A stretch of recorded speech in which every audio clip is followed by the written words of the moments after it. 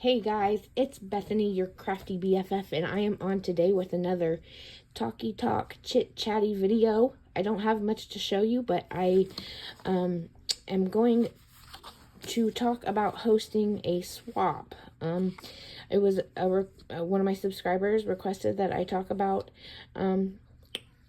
how I host a swap, and I do want to just say, give a disclaimer that I'm sure that we all of us who do host swaps host them differently.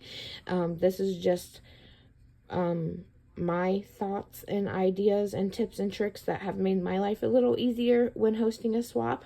So definitely anybody else who hosts swaps who has something to throw into the equation, please comment down below if I skip anything or whatever. But I'm just going to be talking about things as they come to my mind, and I don't have much to show in this video except for maybe this swap tracker. I always talk about Tamika Sending Smiles swap tracker for swap participants, but she also has the host edition, which comes in really handy. She has it available digitally on her website. I will link that down below. And she has the paper edition because I personally am a paper and pen kind of girl. But she also has it available digitally so that if you want to keep track of everything digitally, you can do that as well. But before we get into this, I want to talk about setting your guidelines for your swap, because there are different ways. And by the way, I'm talking mainly about group swaps here. I've never personally hosted a one-on-one swap, and the only thing I can say about one-on-one swaps is that I've heard that they can be really stressful because you pair, it's your responsibility to pair two people together, and if one of them flakes, then the other person doesn't get a swap, and then you can try to track them down, but they're online and they can ignore you, and that could be really stressful. So I like to host group swaps and keep them open.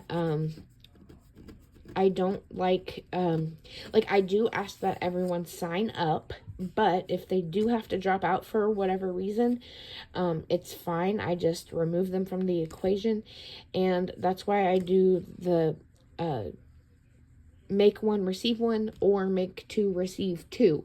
That leaves it open enough that everyone's gonna get something in return, no matter how many people are in your swap.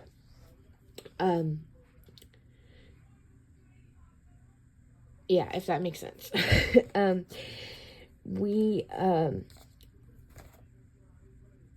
So with the guidelines, you gotta include when the mail out or due date is. You can either do a mail out date by, so you tell them when it needs to be mailed out, or when it needs to be in your hands by. I typically do a mail out date by, and then you need to decide whether it's going to be a make one, receive one, or make two, receive two, or if you're going to leave it up to the participant's choice, whether they want to make one or two. It's up to them. So you have to decide that fact as well. I'm looking at my notes here. When you're setting your guidelines, you wanna, if you're wanting something very specific, like a specific list of requirements, make sure that you put all the details on your flyer. Like I make a flyer in the app Canva, and I list all the requirements, like a tote bag, and then a 3D tote bag, and then if I want a greeting card, I can't just say greeting card because I'll get 1,000 questions. What size card, what occasion card. So be very specific and say, I want an A2 any occasion card, or an A7 birthday card, whatever it is that you want it to be. Be specific like, and then if you can't just say a tag flip, you got to say, I want a tag flip with a minimum of 5 tags, for example, and I want that each tag to have a minimum of 3 layers, so that you really get your point across, and then there's no room for questions or errors. You want to be as specific as you can, unless a lot of the hosts I've noticed have been doing swaps where they say, like, make a specific project and then fill it with X amount of handmade goodies. For example, Brooke over at B Northway Designs, she for her Valentine's Day swap, she said you have to make a 3D mailbox of some sort and then fill it with 4 handmade items and an ATC or a Mimdex card. So it could be any 4 items, and you can set that number to be how many ever items you think you want your participants to make. So you can definitely set a very specific list of requirements, or you can keep it open and say, okay, we're going to make this main project. You have to have the main project, but then the participant gets to choose whatever X amount of items you want them to make. Just make sure that they abide by the requirements.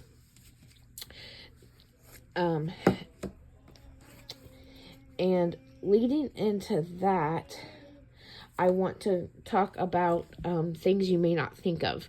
So, for example, as the host, you, like I said before, with a one-on-one swap, you have to, if one of them flakes, you have to track that person down and hope they respond, and hopefully they come through for their partner. Otherwise, that partner doesn't get anything in return. And with the group swap, it makes it easier if somebody has to drop out, because you're not gonna, as if you leave it open, then you'll have enough swaps to send out to everyone who participates. But you got to think, okay, what if, and I've only had this happen once, and but I had a swap come in and they did not meet all the requirements. In this case, I did not notice that they didn't make all the requirements, because it came in with the last, like, the week that a swap is due, you'll get the majority of the swaps in 1 week, and then it gets really overwhelming, and because you have to record each video and go through and show everybody's items, and it gets really overwhelming that last week. So I had missed that this person did not meet all the requirements, and I sent that swap out to someone. That person who received that swap contacted me and said they didn't provide this, and they didn't provide this, and I feel like I got ripped off, and I was like, oh my gosh, I'm so sorry. I didn't even realize that they didn't meet the minimum requirements. And in that case, what I ended up doing as the host, because I felt personally responsible to make my participants happy, and she didn't get all the requirements that she did make, I ended up making her a whole swap and sending it to her, and that made her happy. But that's something you got to think about as a host. If someone doesn't meet all the requirements, what are you going to do? Hopefully, if they send it in ahead of time and were short requirements, you can contact them and say, hey, you didn't meet all the requirements, so I'm going to have to not include your swap. If you want it back, you're going to have to send me shipping. Otherwise, I'm going to keep it. You have the option to say that to them, just to say, look, you didn't meet all the requirements. There's no time, you're not going to have time to send them in. So do you want this back? If you do want it back, then send me shipping. Otherwise, I'm just going to keep it. and you can't participate in the swap, and that's no fun. You know, you don't want to be the bad guy and have to tell someone that, but then again, you did list all the requirements, and if they didn't meet the requirements as the host, you need to make sure that that doesn't go out to someone who did make all of the requirements, if that makes sense. So sometimes you have to be the bad guy,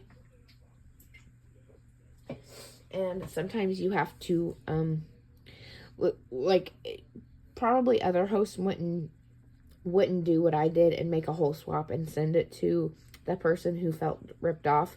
But me personally, I felt like I owed her something because I let that slip through my hands, that that person didn't meet all the minimum requirements. So yeah. Okay, moving on.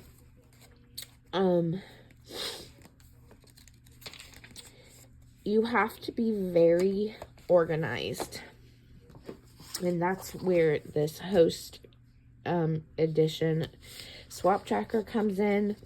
Like I said, I'm a paper and pen kind of girl, so I definitely use this version, but there is a digital version if you prefer to type everything. So you want to keep track of how many people you have in your swap, so you definitely want to number them so you know how many there are. Swaps can get very out of control, so you have to decide if you're going to limit it to a certain amount of people or if you're going to have it open to anybody.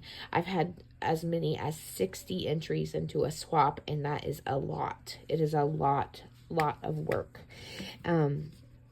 I enjoy doing it though, so that's why I keep doing it, and I have never turned anyone away. But that's up to the host, you know, if they want to have a crazy big swap or not. So maybe for your first swap, you say you limit it to 20 people, you know, and then grow it from there once you get the hang of it. But definitely a good idea to keep track of the number of people you have. Here under participant name, I like to write the person's name, so I'm just using mine as an example. And if I didn't know their Instagram handle or YouTube handle, I would write that down too, because it gets really confusing to try to keep track of people's first names and their handles, because when you get their package, it's gonna have their first and last name on the package and not their handle, and you're gonna be like, wait, who is this? So it's a good idea to keep track of first name and handle. And then I would also say, you know, if it's on YouTube or Instagram that they signed up for. Okay, so then here we have some boxes. You have swap received. So when the swap comes in and you have received it and you know it's complete, you can check off swap received, right? For the postage paid, instead of doing a check, I like to write down the amount that they sent, just so I have that record. And then this is number of swaps. This is where the make one, get one, or make two, get two comes in to play. So we'll say that this person made 2. And then once you've recorded the video, you can check that off. And then I like to split this box in half. This is the boxed/label box. And so, like, typically I might box it up one day and then do the shipping label the next day. So I do like to divide that whole row into 2 boxes so that I can keep track of boxed and labeled. And then shipped, I don't do a check mark. I write the actual date. So let's say like it was 2/20 that I mailed it out. And then usually they will, each participant will reach out to you and say, hey, I received my swap. And that's when you can check it off and know that they received their swap. okay? And up here is where you can keep track of the number of participants. This is the swap name, spring, and then you can list the due date here, okay? Now, aside from this tracker, I keep a notebook, and I keep several running lists. Those running lists include who made one to get one, and and then a separate list for who made two to get two, so that I make sure that the person who made one gets only one back, and the person who made two gets their two swaps back, right? So I just keep a running list with their names. I'll say, like, one page will be make one, get one, and then I'll list all the people who made one, get one. And then I'll do a list that's make two, get two, and then I'll list all the people who made two to get two. I'll also have a running list for people who have paid shipping, because that's really important. You don't want to take any money out of your own pocket to pay for other people's shipping, especially if they flake on it, right? So make sure you keep track of who paid shipping, and then I will also keep, so shipping paid, and list all the people who have paid shipping for sure, and then shipping still needed.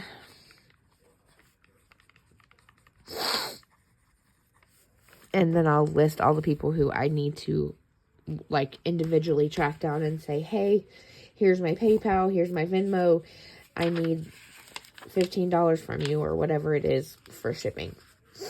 Okay, and then the last list I keep is who got whose swap. Because sometimes people will end up not posting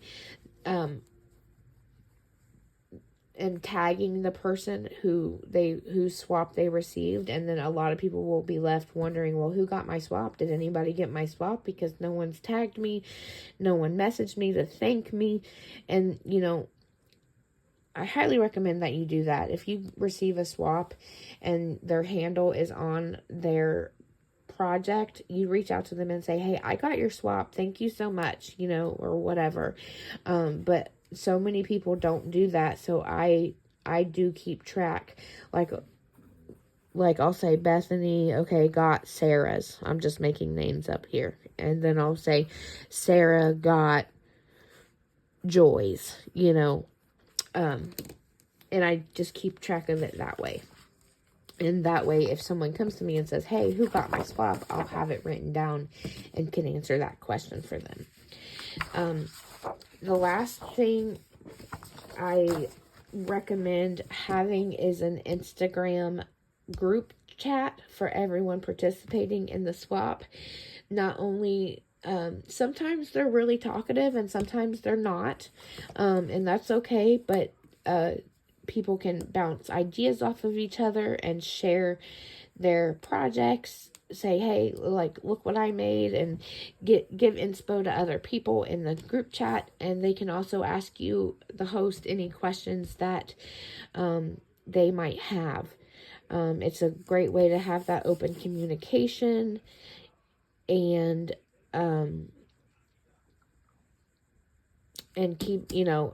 keep things running smoothly. That way you don't have to individually contact a whole bunch of people if you have an update, or as somebody asked a specific question and it was a good question and you want everybody to know the answer to it. You can just do it in one fell swoop in the group chat, and then not have to worry about contacting people individually to let them know any new information, because sometimes that happens. Sometimes there will be a really good question that you totally forgot to include on the flyer, and then you want everyone to know. So that is my little spiel for hosting a swap. I think I've covered everything that I can think of. But if you guys have any questions, please feel free to leave them down below and I will get back to you, or you can DM me on Instagram. I'd be happy to help you if you're thinking about hosting a swap. So yeah, just reach out to me.